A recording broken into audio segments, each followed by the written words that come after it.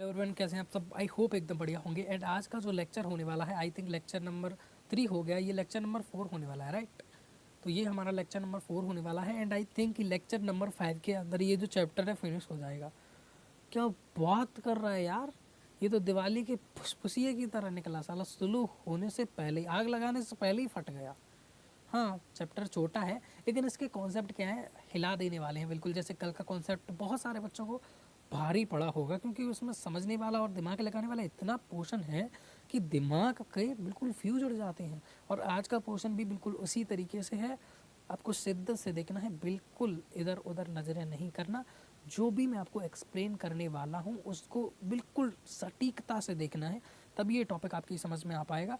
हालांकि स्लाइड आज भी मैं लेकर आया हूँ आपके लिए, ताकि आपको कोई भी दिक्कत ना हो। थोड़ा सा आपको समझने की कोशिश करना है, फिर धीरे धीरे आपको कुछ सब कुछ समझ में आ जाएगा, ठीक है। जो भी बच्चे नए हैं उनको बता दूं कि ये चुंबकत्व तरल द्रव्य, अब जिनको नाम नहीं पता उनको बता दूं कि कक्षा 12वीं में भौतिक नाम का एक सब्जेक्ट होता है, उसका अध्याय नंबर 5 का ये टॉपिक होने वाला है। और इसके अंदर हम पढ़ने वाले हैं, कोई एक टॉपिक नहीं है, इनको बोलते हैं हम कुछ परिभाषाएं, महत्वपूर्ण परिभाषाएं, महत्वपूर्ण परिभाषाएं जो कि आपको पता होना चाहिए। इसी नाम से चलती हैं ये एनसीईआरटी वगैरह में, तो ठीक है। इन्हीं को आज हम पढ़ने वाले हैं। सटीकता से आपको देखना है, तभी समझ में आएगा, ठीक है। लो, आपको सबसे पहले एक चीज़ की ओर ध्यान देना है। मैं पहले भी इसको बता चुका हूँ, अब भी मैं आपको एक और बार बता देता हूँ। जिसे कहते हैं माध्यम। अब ये माध्यम होता क्या है, देखो।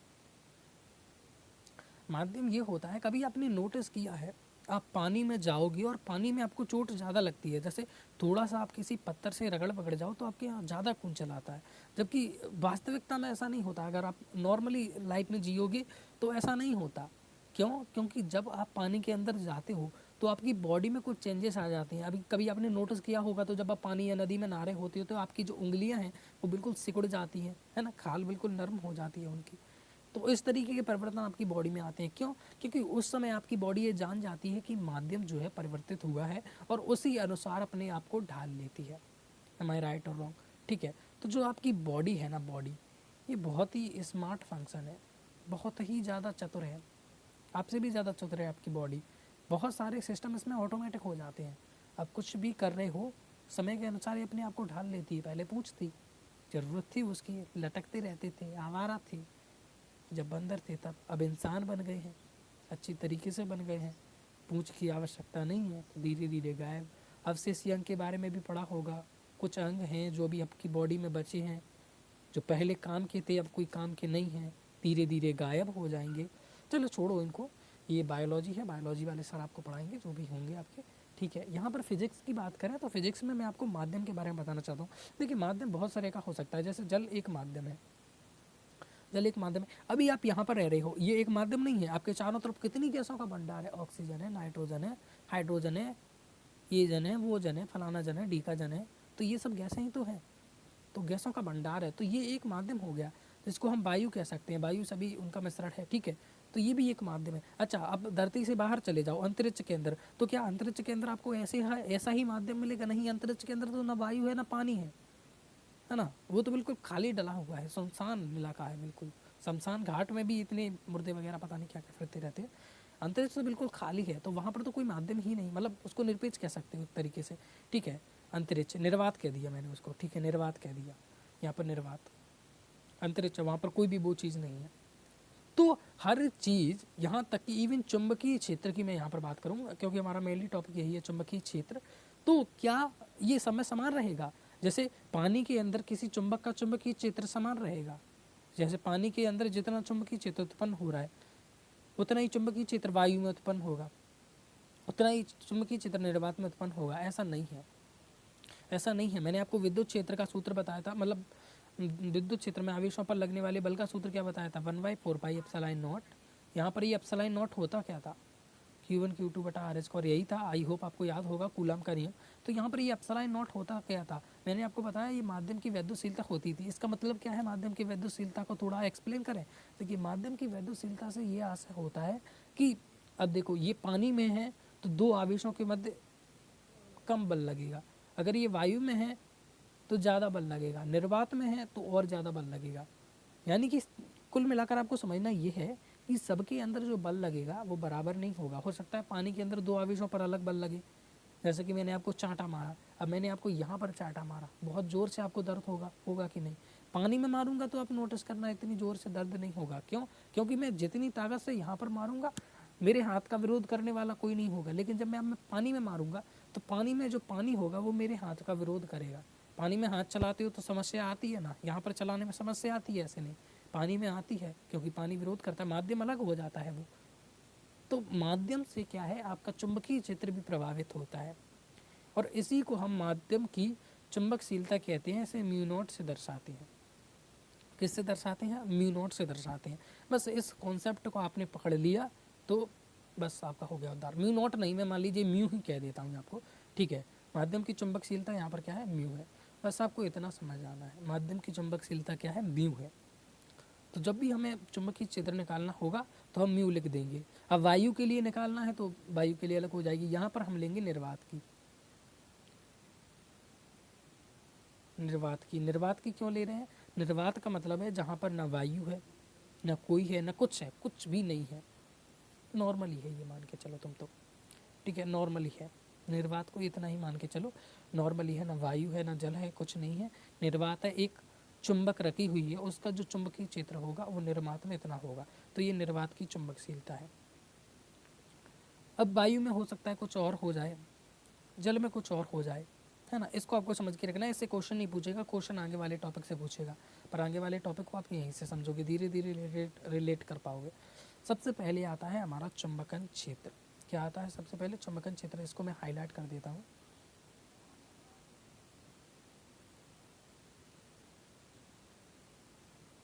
चुंबकन क्षेत्र। अब समझने वाली बात है कि ये होता क्या है। देखो यहाँ पर परिभाषा बड़ी गजब की दी है कि किसी चुंबकीय क्षेत्र में चुंबकीय पदार्थ को रखने पर उसे चुंबकित करने वाले क्षेत्र को चुंबकन क्षेत्र कहते हैं। उसे चुंबकन क्षेत्र कहते हैं। किसे? उस पदार्थ को जो चुंबकित करने वाला क्षेत्र है। तो अब यहाँ पर किसी भी माध्यम वगैरह की बात नहीं हुई है, सामान्य सी बात हुई है। जैसे कि हमारे पास कोई भी चुंबक है, इस तरीके से हमारे पास एक चुंबक है।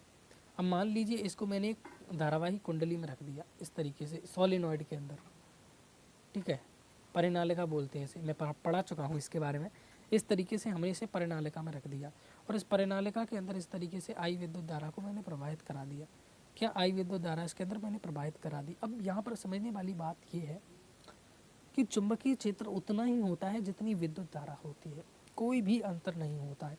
जितनी ज़्यादा विद्युत धारा उतना ज़्यादा चुंबकीय क्षेत्र। तो मैं एक तरीके से कह सकता हूँ, अगर मैं चुंबकीय क्षेत्र को मान लीजिए यहाँ पर एच से दर्शा रहा हूँ, ठीक है, यहाँ पर चुंबकीय क्षेत्र को मैं एच से दर्शा रहा हूँ। अभी मान के चलो, धीरे धीरे समझ में आ जाएगा।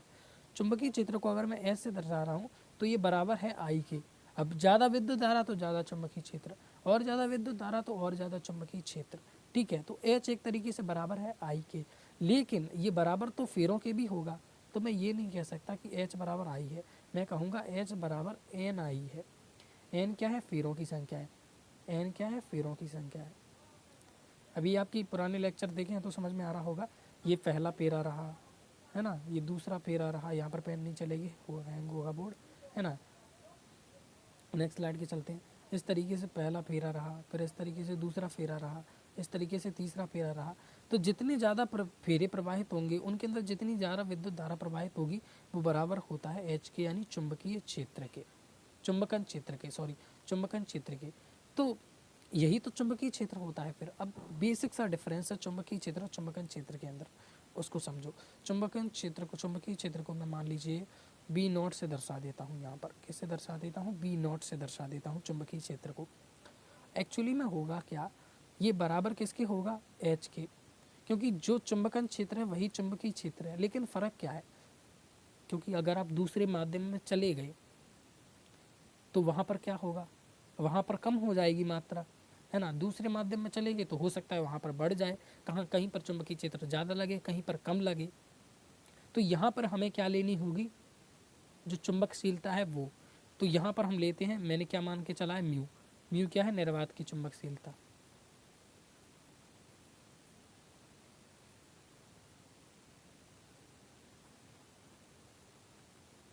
ये नॉर्मली चुंबकशीलता, ठीक है। तो ये वो ताकत है जिससे मैंने यहाँ पर तो आपको थप्पड़ लगाया है, ठीक है, ये वो ताकत है जिससे मैंने आपको थप्पड़ लगाया है। लेकिन एक्चुअली में मेरी ताकत इतनी थी, अब समझने की कोशिश कीजिए। आप मान के चलिए अभी आप पानी में हो, ठीक है, ये मान के चलो अभी आप पानी में हो, किसके अंदर हो, वाटर के अंदर। अब अगर आप वाटर के अंदर हो तो मैंने आपको एच ताकत से थप्पड़ लगाया, जो एच ताकत है उससे थप्पड़ लगाया। लेकिन एक्चुअली में क्या होगा, पानी था तो उसके अंदर इतनी जोर से तो आपको थप्पड़ लगा नहीं होगा, क्योंकि मेरे हाथ में जितनी ताकत लगाई पानी ने उसका विरोध किया, है ना, पानी ने उसका विरोध किया, तो आपके यहाँ कम थप्पड़ लगा होगा। जबकि यहाँ पर कंटा आप लगा दें तो लाल पड़ जाएगा गाल, अब पानी में लगाओगे तो कुछ नहीं होगा, है ना। तो पानी में लगाया तो आपको ओनली इतना महसूस हुआ, लेकिन पानी में लगाया तो आपको ओनली इतना महसूस हुआ, लेकिन मैंने कितनी ज़ोर से लगाया, इतनी ज़ोर से। तो ये इसकी क्या है, ये इसकी वास्तविक चुंबकशीलता है, मतलब वास्तविक चुंबकीय क्षेत्र है ना। और ये इसका जो आपको प्राप्त हुआ वो वाला चुंबकीय क्षेत्र है। तो जो वास्तविक है उसको कहते हैं चुंबकन क्षेत्र, और जो प्राप्त हुआ है उसको कहते हैं चुंबकीय क्षेत्र। इसके लिए सूत्र है B naught is equal to mu H. Mu H mu क्यों आ गया, क्योंकि अब ये माध्यम के लिए परिवर्तित हो सकता है। लेकिन मेरी द्वारा कितनी शक्ति लगाई गई थी, मेरे द्वारा जो शक्ति लगाई थी वो थी एन आई। अब इसको अभी समझ में और समझ लेते हैं अच्छे तरीके से। परिभाषा देख लो, किसी चुंबकीय क्षेत्र में चुंबकीय पदार्थ को रखने पर उसे चुंबकित करने वाले क्षेत्र को चुंबकन क्षेत्र कहते हैं। वो चुंबकीय क्षेत्र नहीं जो उसे महसूस हुआ है, वो चुंबकीय क्षेत्र जो हमने उत्पन्न किया है, ठीक है। तो चुंबकीय पदार्थ को रखने में चुंबकित करने वाले क्षेत्र को, जो उसको चुंबकित कर रहा है उस क्षेत्र को हम चुंबकीय क्षेत्र कहते हैं, ठीक है। किसी चुंबकीय क्षेत्र में इसे अक्षर एच द्वारा प्रदर्शित करते हैं, और H is equal to all you know that क्या निकल के आया, एन आई। एन क्या है, फेरों की संख्या, यानी जितनी ज़्यादा फेरों की संख्या होगी उतना ही ज़्यादा कितना उत्पन्न होगा, चुंबकन क्षेत्र उत्पन्न होगा। और जितना ज़्यादा विद्युत धारा प्रवाहित होगी उतना ही ज़्यादा चुंबकन क्षेत्र होगा, यानी एन इंटू आई, फेरों की संख्या गुणित विद्युत धारा। अब इसको भी थोड़ा सा समझ लेते हैं, बहुत सारे बच्चों के मन में डाउट आ रहा होगा, ठीक है। मान लीजिए ये एक कुंडली है, इसमें आई विद्युत धारा प्रवाहित हो रही है। कितनी विद्युत धारा प्रवाहित हो रही है, आई। तो इसका चुंबकन क्षेत्र कितना हो गया, आई, ठीक है। अब इसके दो फेरे लगे हुए हैं, इसमें एक फेरा नहीं है, दो फेरे। इसमें आई विद्युत धारा प्रवाहित हो रही है तो इसमें भी आई विद्युत धारा प्रवाहित हो रही है। तो टोटल विद्युत धारा कितनी प्रवाहित हो रही है, दो आई हो रही है कि नहीं। ऐसे ही मान लीजिए इसमें तीन फेरे हैं, तीसरे फेरे के अंदर भी आई विद्युत धारा प्रवाहित हो रही है। तो फिर चुंबकन क्षेत्र आपका कितना होगा, जितनी विद्युत धारा इसमें आई, इसमें आई, इसमें आई, टोटल तीन आई विद्युत धारा प्रवाहित हो रही है, तो इसका टोटल चुंबकन क्षेत्र कितना हो गया, तीन आई हो गया। इसी तरीके से मान लीजिए इसके अंदर एन फेरे हैं, एन फेरे हैं, ठीक है, एन फेरे हैं, तो इसका चुंबकन क्षेत्र कितने फेरे हो, कितना होगा, जितनी विद्युत धारा। अब एन फेरों में कितनी विद्युत धारा प्रवाहित हो रही है, एक में आई, तो एन फेरों में एन इंटू आई विद्युत धारा प्रवाहित हो रही है। और ये किसका सूत्र है, अपने चुंबकन क्षेत्र का, जो कि मैंने अभी आपको यहाँ पर डिनोट करवाया। यहाँ पर एन होता है फेरों की संख्या होती है, जैसा कि मैंने आपको लिखा है, इसका मात्रक होता है 1/मीटर, या फिर मीटर इनवर्स भी आप बोल सकते हो। और ये जो आई विद्युत धारा है इसका एम्पियर होता है, तो इसका मात्रक हो गया एम्पियर पर मीटर, ठीक है, इसका ऐसा ही मात्रक हो गया एम्पियर पर मीटर। यहाँ पर लिखा भी है जैसे कि आई विद एन फेरे प्रति मीटर तथा धारा आई वाले टोरॉइड या परिनालिका के अंदर किसी चुंबकीय पदार्थ को रखकर चुंबकित किया जाता है, तो चुंबकन क्षेत्र क्या होगा, H बराबर एन आई। और जो उसका चुंबकीय क्षेत्र होगा वो कितना होगा, जो माध्यम है वहाँ पर उसकी जो चुंबकशीलता है उससे गुणा कर दो। फिलहाल हमने म्यू से गुणा किया है, म्यू मान के चल रहे हैं हम यहाँ पर। तो बी नॉट बराबर म्यू एच और एच बराबर एन आई, इन दोनों को अच्छे तरीके से याद रखना, ठीक है। ये निकल के आ गया चुंबकन क्षेत्र, आई होप आपकी समझ में आ गया होगा। सेकेंड है हमारा, वो है चुंबकन की तीव्रता। क्या है, चुंबकन की तीव्रता। चुंबकन क्षेत्र में स्थित किसी चुंबकीय पदार्थ के एकांक आयतन में प्रेरित चुंबकीय आघूर्ण को चुंबकन क्षेत्र के चुंबकन तीव्रता कहते हैं। देखो यहाँ पर क्या लिखा है, चुंबकन क्षेत्र। चुंबकन क्षेत्र में अभी आपको बता चुका हूँ, मैं स्थित किसी चुंबकीय पदार्थ में, कोई चुंबकीय पदार्थ स्थित है, उसके एकांक आयतन में प्रेरित चुंबकीय आघूर्ण को चुंबकन की तीव्रता कहते हैं, ठीक है। अब बड़ा ही सिंपल सी बात है, इसके अंदर आपको क्या आना चाहिए, एक बहुत ही सिंपल सी चीज़ आनी चाहिए, वो है कि आपका जो चुंबकीय आघूर्ण है वो क्या होता है। मैं उसको पहले पढ़ा चुका हूँ, फिर भी मैं आपको बता देता हूँ। जैसे इस तरीके से आपकी कोई चुंबक है, तो चुंबक के दो ध्रुव होते हैं, नॉर्थ और साउथ, है ना। मान लीजिए ये नॉर्थ है, ये साउथ है, मैं कभी भी कोई से को भी नॉर्थ बना दूँ, कोई से भी साउथ बना दूँ, उससे आप ज़्यादा इस चीज़ के ऊपर ध्यान मत दिया करो। इसकी लंबाई मान लीजिए L है, ठीक है। इस वाले अक्ष की ध्रुव प्रवणता m है, इस वाले अक्ष की ध्रुव प्रवणता m है। तो जो चुंबकीय आघूर्ण होगा, द्विध्रुव आघूर्ण, चुंबकीय आघूर्ण मैं आपको पहले पढ़ा चुका हूँ, राइट, इसी चैप्टर के अंदर।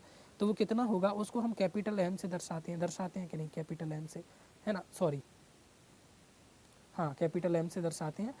तो उसमें क्या करते हैं, किसी भी एक की आप वो ले लो प्रवणता, इसकी ले ली मान लीजिए m, इसका मल्टीप्लाई कर दो, इसकी जो लंबाई है L में। हाँ वो बात अलग है, जब हमने तब ली थी तब इसकी लंबाई 2L ली थी, लेकिन अभी हम L ही लेंगे, अभी 2L लेने की ज़रूरत नहीं है। जब हम लंबाई 2L लेंगे तो L की जगह पर 2L लिख देना, ठीक है, सामान्य सी बात है। वहाँ पर हमें 2L की आवश्यकता होती थी, क्योंकि उस समय हमें अच्छी निरच्ची स्थिति के अंदर वैल्यू ज्ञात करनी होती थी।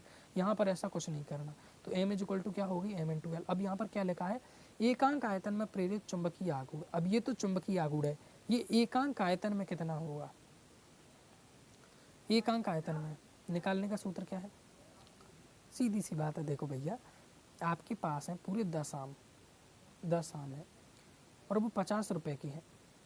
तो मैं आपसे पूछूंगा एक आम की कीमत क्या है, या एकांक आम की कीमत क्या है। तो आप सिंपल सी बात है, 50 को डिवाइड कर दो 10 से, तो 10 पंगे 50, यानी एक आम की कीमत क्या है, 5 रुपये। ठीक उसी तरीके से मान लीजिए V आयतन के अंदर ये M चुंबकीय आघूर्ण उत्पन्न हो रहा है।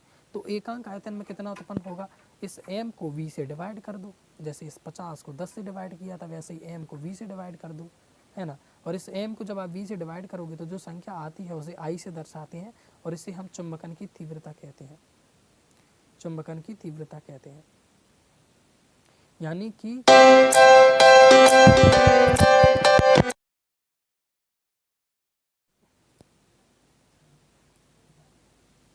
भैया बीच में आ गया फ़ोन, फिर सोचा वीडियो बनाए कौन, इसीलिए काट दी, रीस्टार्ट करते हैं। ठीक है, तो चुंबकन तीव्रता को पढ़ रहे थे। अभी तक मैंने आपको क्या बता दिया था, जो चुंबकन क्षेत्र है वो क्या होता है, H बराबर आप सभी को पता है, उसको छोड़ो। चुंबकीय पदार्थ के एकांक आयतन में प्रेरित चुंबकीय आघूर्ण वो कितना होता है, I is equal to m/v। इसको भी मैंने आपको बता दिया था हालांकि, ठीक है। इसे अक्षर I से प्रदर्शित करते हैं। ये एकांक आयतन में उपस्थित चुंबकन तीव्रता इसी को बोलते हैं, ठीक है। यहाँ तक मैंने आपको बता दिया, चुंबकन तीव्रता I इज इक्वल टू होता है m/v। अच्छा, इसका एक और सूत्र मैं निकाल सकता हूँ, यहाँ पर समझने की कोशिश करो थोड़ा सा, यहाँ पर आओ, देखो I इज इक्वल टू क्या होता है, m/v। m क्या है अपना, m है ये चुंबकीय आघूर्ण, इसको मैं m इंटू एल लिख सकता हूँ। m इंटू एल क्या है, लंबाई। अच्छा, आयतन इज इक्वल टू क्षेत्रफल गुणित लंबाई भी होता है कि नहीं, है ना। आयतन इज इक्वल टू होता है, लंबाई से लंबाई को कैंसिल कर दो तो m/a भी निकल के आ गया। m क्या है, एक अक्ष की प्रवणता, और a क्या है, क्षेत्रफल। तो मैं यहाँ पर ऐसा भी लिख सकता हूँ, I is equal to capital M/a, और इससे कोई प्रश्न वगैरह नहीं पूछा जा सकता, लेकिन ये भी संभव है, इसमें भी कोई दो राय नहीं है, ठीक है। आगे आई थिंक इसका सूत्र डेरिवेट हुआ है, देखो हुआ है, सिंपल सी बात है। मैंने जो एक्सप्लेन करना था वो तो आपको एक्सप्लेन कर ही दिया। आई होप आपकी समझ में भी आ गया होगा। चिंता ना करो, जाते जाते एक और बार खटका मार जाएंगे, मतलब रिवाइज करा जाएंगे। देखो I is equal to m/v, m क्या है उसकी द्रव्यता, v यानी कि v आयतन के अंदर, यानी एक अंक बाकी निकल के आ गई, है ना। I is equal to m/v, और m इंटू एल क्या हो गई, m का मान, और v a इंटू एल, आयतन बराबर क्षेत्रफल गुणित लंबाई, ठीक है। तो ये हो गया m/a, क्योंकि l से l कच्चा काट दिया, तो I is equal to m/a भी होता है। समीकरण 2 इसका नाम लिख दिया उन्होंने, जो भी है हमें क्या मतलब उससे, मतलब आपको नोट्स बना लेना इसी में से, पीडीएफ की आपको ज़रूरत नहीं पड़े, इसीलिए मैं इसको ले आता हूँ, ठीक है। अब ऐसे वीडियो देखते देखते बनाओ तो वीडियो देखते देखते बना लो, अदरवाइज पीडीएफ तो आपको प्रोवाइड करा ही देता हूँ। दूसरा है चुंबकत्व के कारण चुंबकीय क्षेत्र, ठीक है। चुंबकत्व के कारण चुंबकीय क्षेत्र, ये एक बहुत ही इंपॉर्टेंट फैक्टर है। देखो ये पहले है क्या, ये आई है क्या, ये है चुंबकन की तीव्रता। चुंबकन की तीव्रता कैसे, ये बराबर है किसके, m/v के। m क्या है, अपना द्विध्रुव आघूर्ण, चुंबकीय आघूर्ण, चुंबकीय द्विध्रुव आघूर्ण भी कह सकते हो, ठीक है। तो अब ये कितना होगा, समझो, जितनी चुंबकीय क्षेत्र की तीव्रता होगी, जो चुंबकन उत्पन्न हो रहा है उसकी तीव्रता जितनी ज़्यादा होगी उतना ही चुंबकीय द्विध्रुव आघूर्ण होगा, है ना, उतना ही द्विध्रुव आघूर्ण होगा। जितनी कम होगी उतना ही कम होगा। तो ये m जितना ज़्यादा होगा उसकी तीव्रता उतनी ही ज़्यादा होगी। एकांक भाग की निकाल रहे हैं ना, तो एकांक भाग का द्विध्रुव आघूर्ण जितना ज़्यादा है उतनी ही उसकी तीव्रता है। तो चुंबकन तीव्रता आपकी समझ में आ गया क्या होता है, उसका जितना ज़्यादा चुंबकीय आघूर्ण होगा उतनी ही ज़्यादा तीव्रता होगी। तो एकांक भाग का चुंबकीय आघूर्ण हम उसकी तीव्रता कहते हैं। अब जिसका एकांक भाग का चुंबकीय आघूर्ण बहुत ज़्यादा है, यानी कि उसके चुंबकन की जो तीव्रता है वो बहुत ज़्यादा है। लेकिन यहाँ पर किसका निकाल रहे हैं हम, एकांक भाग का। V क्या है, उसका आयतन, M क्या है, उसका चुंबकीय आघूर्ण, तो उसके अंदर की बात हो रही है। तो यहाँ पर इससे हम एक और चीज़ डेरिवेट कर सकते हैं, वो है उसका चुंबकीय क्षेत्र उसके अंदर का। देखो समझने वाली बात क्या है, यहाँ पर कोई भी हमारे पास चुंबक है, ये रहा उसका नॉर्थ पोल, ये रहा उसका साउथ पोल। अच्छा पहले उल्टा बनाए थे, अब उल्टा बना, हमारी मर्जी जैसा बनाएंगे हम, ठीक है। तो ये यहाँ पर क्या निकाला हमने, I = M/B। ये क्या है, इसकी तीव्रता है, क्या है, इसकी तीव्रता है। अब ये इसकी कौन सी तीव्रता है भैया, चुंबकन की तीव्रता, क्योंकि देखो चुंबकन क्षेत्र को तो हम पहले ही निकाल चुके, फिर इन दोनों के अंदर बेसिक सा डिफरेंस क्या है, चुंबकन क्षेत्र को निकाल चुके, चुंबकीय क्षेत्र को भी जानते हैं, फिर ये नई तीव्रता कौन सी निकल के आई है, ये नई तीव्रता कौन सी है, ये है इसके अंदर की तीव्रता। तभी तो हम इसके आयतन को ले रहे हैं। देखो एन से रेखाएं निकली, एस की तरफ गई, तो एस से एन की तरफ भी तो रेखाएं जाती हैं इसके अंदर, है ना। और द्विध्रुव आघूर्ण की दिशा भी मैंने आपको बताई थी, एस से एन की तरफ होती है कि नहीं, इस तरीके से साउथ से नॉर्थ की तरफ होती है कि नहीं, मैंने देखो आपको ये सब पहले बताया। बाहर रेखाएं जाती हैं नॉर्थ से साउथ की तरफ, अंदर जाती हैं साउथ से नॉर्थ की तरफ, इसी को द्विध्रुव आघूर्ण बोलते हैं, है ना। और इसी आयतन में उपस्थित द्विध्रुव आघूर्ण, है ना, इसी को हम चुंबकन तीव्रता बोलते हैं, यानी अंदर कितना चुंबकीय क्षेत्र है। अब देखो सिंपल सी बात है, माध्यम से क्या ये प्रभावित होगा, माध्यम से ये प्रभावित होगा, तो जो आई है उसमें अगर आप म्यू का मल्टीप्लाई कर दोगे तो ये इसके अंदर की चुंबकीय क्षेत्र की तीव्रता निकल के आ जाएगी। चुंबकन की तीव्रता, अब समझने वाली बात क्या है, वही थप्पड़ वाला कॉन्सेप्ट आपको मैं दोबारा समझाता हूँ, रिलेट करने की कोशिश करना थोड़ा सा। देखो सब कुछ कॉन्सेप्ट आपका यहाँ पर दूध का दूध और पानी का पानी हो जाएगा। यहाँ पर हम बात कर रहे हैं नॉर्मल की, और यहाँ पर हम बात कर रहे हैं वास्तविकता की। H बराबर क्या होता है, I, ये क्या हो गया कैमरे पर मक्खी, H = होता है N/I, ये अभी हमने डिनोट किया है, राइट, N/I, ये हमने अभी डिनोट किया है, H = N/I। अब देखो ये इसकी वास्तविक वैल्यू है कि नहीं, वास्तविकता में है, लेकिन एक्यूरेट इसकी वैल्यू क्या होगी, μ/N/I, सॉरी अरे यार गलत लिख दिया, इसको मान लीजिए मैं B0 से दर्शा देता हूँ, क्या होगी μ/H, या फिर मैं बोल सकता हूँ μ/H की वैल्यू कितनी है, N/I, कोई सा भी एक बोल लो, फिलहाल सुविधा के लिए हम इसी को ले लेते हैं ये। तो ये क्या होती है, जब हमारे पास वो उत्पन्न होता है, वो क्या, माध्यम, तो माध्यम उत्पन्न, अब जैसे कि मैंने आपको थप्पड़ मारा तो मैंने ताकत तो पूरी लगाई थी, लेकिन उतनी ताकत से आपको लग नहीं पाया, क्योंकि पानी में मैंने आपको लगाया था, बाहर लगाऊंगा तो जोर का लगेगा, तो ये म्यू से प्रभावित होता है, तो ये वही म्यू है यहाँ पर निर्वात की चुंबकशीलता। और वास्तविकता में वैल्यू कितनी थी, इतनी प्राप्त हुई, कितनी, इतनी। ये नॉर्मल है, जब मैंने माध्यम उपस्थित था तब ये ऐसे ही है, मतलब जब कोई डिस्ट्रैक्शन वगैरह नहीं था, ठीक। उसी तरीके से अब ये तो बाहर की निकल के आ गई, चुंबक के अंदर भी उत्पन्न होता है, तो अंदर की कितनी निकल के आई, अंदर उसका ये निकल के आई थी ना, द्विध्रुव आघूर्ण I बराबर कितनी होती है, ये M/V, यानी अंदर क्या उत्पन्न होता है, अंदर द्विध्रुव आघूर्ण ही तो उत्पन्न होता है, द्विध्रुव आघूर्ण, और उसकी वैल्यू कितनी होती है, उसकी वैल्यू होती है लंबाई में एक की प्रवणता का मल्टीप्लाई कर दो, जो कि मैं आपको डेरिवेट करवा चुका हूँ अच्छी स्थिति में, अच्छी स्थिति में उसके काट तीव्रता भी डिनोट करवा चुका हूँ, और इसमें दिशा साउथ से नॉर्थ की तरफ होती है, तो ये अंदर है, ठीक है, ये अंदर की, लेकिन माध्यम से प्रभावित होगी, तो ये अंदर की कितनी हो जाएगी, सिंपल सी बात है, इसका मल्टीप्लाई कर दो μ/M/B, M/B क्या है अपनी I है, तो μ/I। अब इसको एक बार वीडियो को पॉज करो, समझने की कोशिश करो, सारा कॉन्सेप्ट आपका क्लियर हो जाएगा, दूध का दूध पानी का पानी हो जाएगा। इसको समझना बहुत ज़्यादा टफ होता है काम। अब बात करते हैं अपने चुंबकीय फ्लक्स की, है ना। चुंबकीय फ्लक्स की, चुंबकीय फ्लक्स घनत्व या चुंबकीय प्रेरण की। ये बिल्कुल सिंपल सी बात है। जैसा कि मान लीजिए ये एक पृष्ठ है, इससे जितनी भी चुंबकीय क्षेत्र की रेखाएं निकल रही हैं, जितनी भी निकल रही हैं, उसको हम उसका चुंबकीय फ्लक्स कहते हैं। वैद्युत फ्लक्स पढ़ा है तो ये समझ में आ जाएगा। यदि किसी चुंबकीय पदार्थ को चुंबकीय क्षेत्र बी में रखा जाता है, ऐसे कोई भी चुंबकीय पदार्थ है, हमने ये ले लिया, ठीक है, इसको चुंबकीय क्षेत्र में रख दिया गया, इस तरीके से चुंबकीय क्षेत्र बी उत्पन्न है, इसमें रख दिया गया, तो वो पदार्थ चुंबकित हो जाता है। अर्थात इस पदार्थ के अंदर निम्नलिखित दो कारणों से चुंबकीय क्षेत्र रेखा उपस्थित होती हैं। पहला तो पदार्थ के चुंबकित हो जाने से कारण उसमें चुंबकीय क्षेत्र बी के कारण, और दूसरा चुंबकीय क्षेत्र एच द्वारा निर्वात या वायु में उत्पन्न चुंबकीय क्षेत्र के कारण। देखो ये कहना क्या चाहता है, इसमें कारण बताए गए हैं वैद्युत फ्लक्स के दो।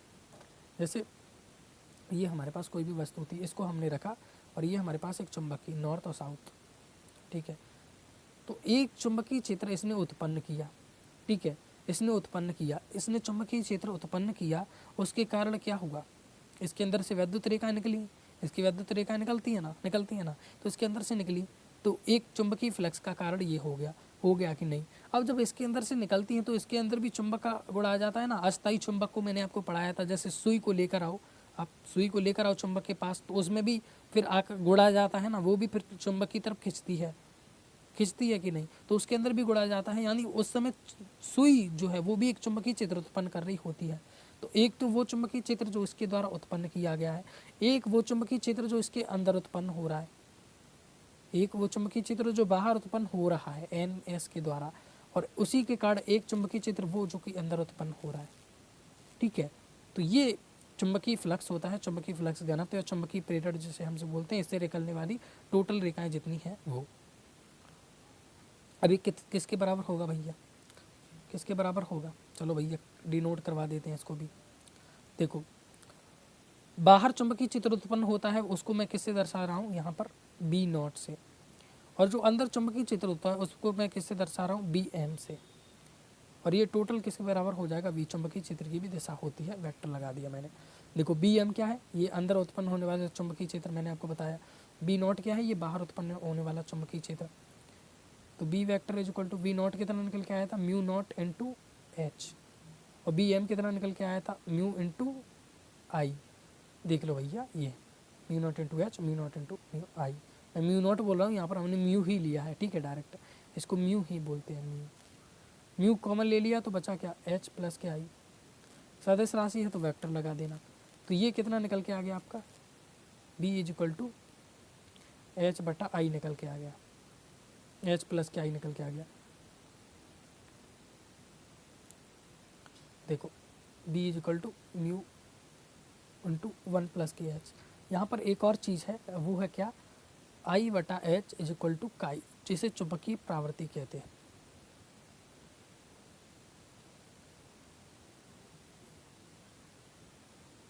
तो किसी भी पदार्थ में उत्पन्न चुंबकन तीव्रता को हम किससे दर्शाते हैं, आई से दर्शाते हैं। बराबर क्या होता है, एम बटा वी होता है कि नहीं।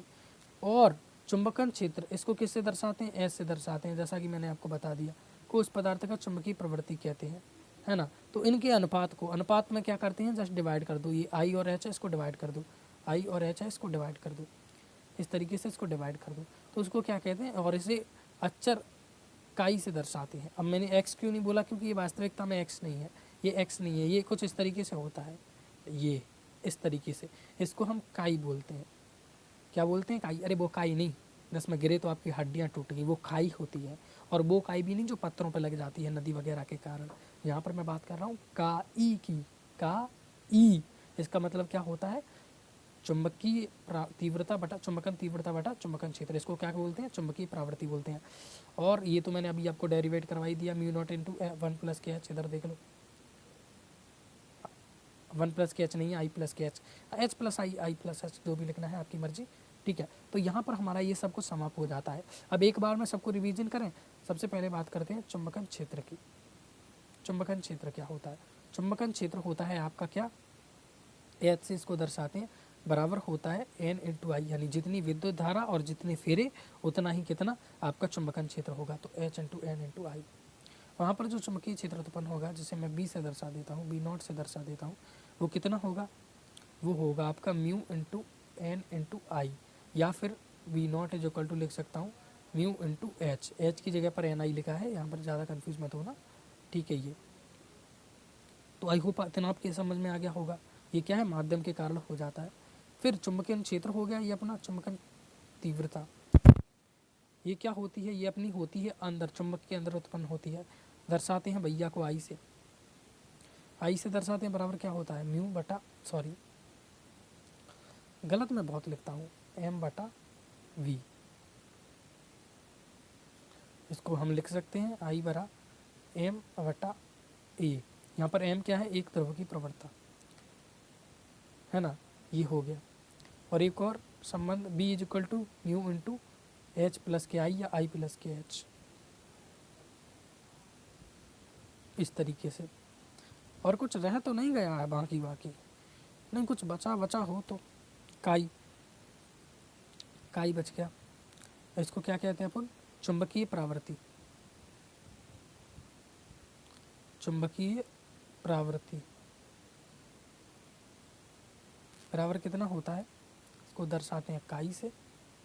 और शॉर्ट नोट्स बनाते हैं। देखो मैंने क्या बताया, यहाँ पर कन्फ्यूजन क्रिएट होता है देसी भाषा में लिखो, इसी तरीके से नोट्स बनते हैं, आप किताब थोड़ी छाप रहे हो।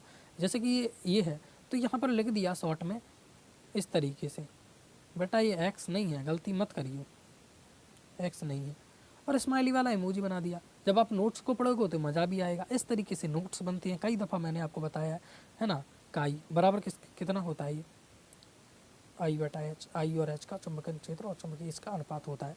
तो ये पूरे शॉर्ट नोट्स बन गए, जो भी मैंने आपको यहाँ पर पढ़ाया था उसका मतलब पूरा समअप हो गया है ना। तो इस तरीके से आपके शॉर्ट नोट्स बनते हैं है ना। कोई भी नोट्स बनाओ ऐसी चीज़ों को लिखा, इससे पढ़ने में मज़ा आता है। यानी व्यक्ति पूरी परिभाषा और पूरी ए टू जेड चीज़ पता नहीं, मेरी समझ में नहीं आता यार, ये नोट्स बना रहा है या किताब छाप रहा है। इससे बढ़िया ये एनसीईआरटी पढ़ ले है, उसमें सभी चीज़ें लिखी हैं, कोई चीज़ मिस ही नहीं है फिर। तो भैया अब अगर आप नोट्स बना रहे हो तो समझो, ठीक है। आई होप आपको आज का जो टॉपिक है समझ में आ गया होगा। कल ख़त्म कर देंगे, ये तो फसफुसिया है, शुरू होते ही ख़त्म हो गया, ठीक से शुरू भी नहीं हो पाया, पर समझना बहुत है आपको, ठीक है। आई होप आपसे मिलता हूँ, चलिए मिलता हूँ किसी नेक्स्ट वीडियो के अंदर। Good bye.